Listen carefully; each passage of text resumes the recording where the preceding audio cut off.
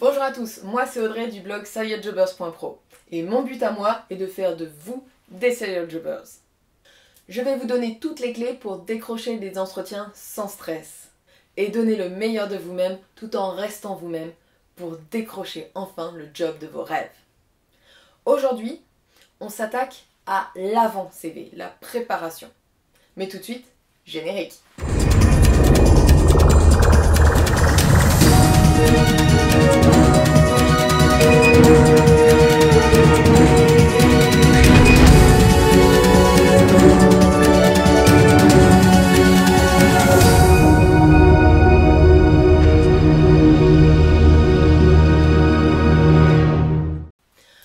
Alors avant de s'attaquer au CV, se plonger à corps perdu dans ce document qui vous fait si peur, on va s'attaquer d'abord à faire le point.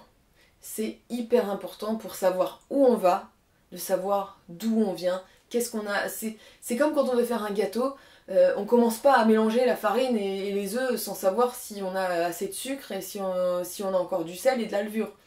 Donc là c'est pareil, avant de s'attaquer à la fabrication du CV, on va prendre le temps de prendre du recul et de faire le point sur tout ce qu'on a en stock pour pouvoir répondre aux besoins de l'entreprise.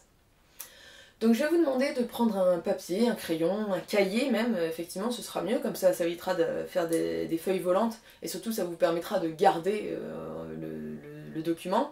Alors oui, ok, moi je suis de la vieille école des cahiers, vous pouvez aussi ouvrir un fichier Word ou un fichier texte sur votre PC, c'est bien aussi. Moi j'avoue que j'aime bien pouvoir faire des gribouillages et pouvoir raturer et puis pouvoir, voilà, que le document vive un peu. Vous faites comme vous voulez, l'essentiel c'est que vous soyez prêt à agir. Alors, avant d'attaquer ce CV, je voudrais qu'on se pose 5 minutes et que vous fassiez des listes. J'avoue que je suis une grande fan des listes et que c'est hyper important de prendre le temps de lister les choses. Donc votre première liste, ce sera la liste de toutes vos qualifications. Donc on va recommencer à partir du brevet des collèges.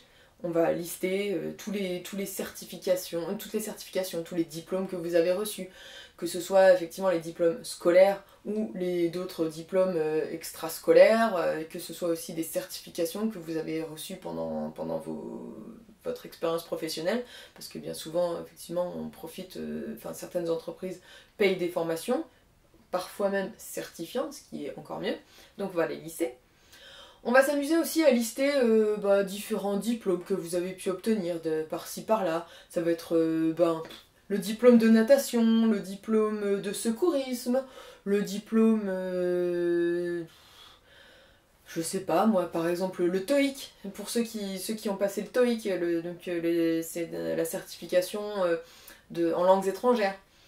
Vous pouvez même d'ailleurs pendant que c'est encore frais dans votre esprit ou pendant que vous faites cette liste, aller chercher et mettre de façon pérenne pour pouvoir la retrouver facilement la note que vous aviez reçue, l'année aussi à laquelle vous l'aviez reçue.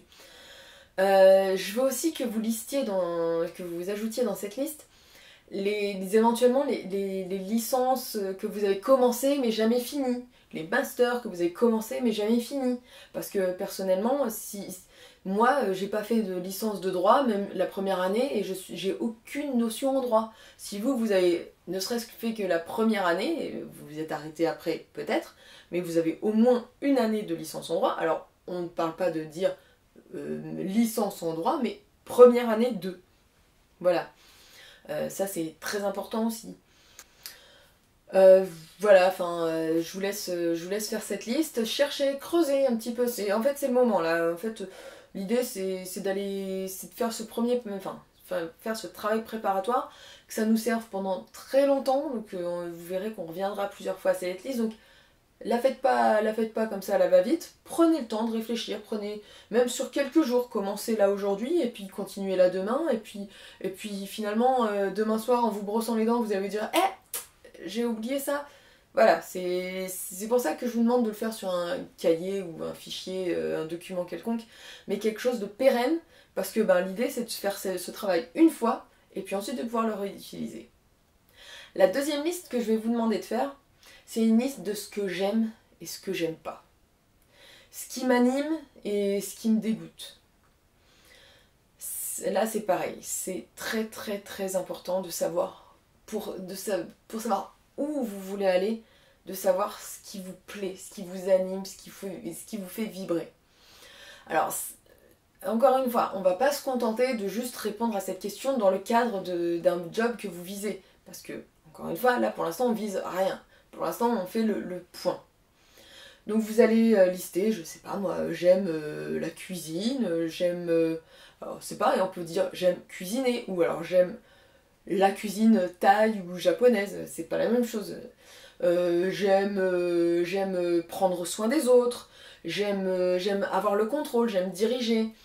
Je sais pas moi, j'aime la course à pied, j'aime prendre l'air, et puis inversement dans la colonne de gauche on peut dire j'aime pas du tout être enfermé toute la journée, j'aime pas être assis sur une chaise toute la journée, j'aime pas voir du monde, j'aime pas, ou alors au contraire j'aime pas être seul, j'aime pas passer mes journées tout seul enfermé dans un bureau. Enfin voilà, vous allez lister tout ça les uns après les autres. Vous pouvez aussi dire, je sais pas, moi, j'aime pas les ambiances bruyantes. Enfin voilà, vous avez compris l'idée.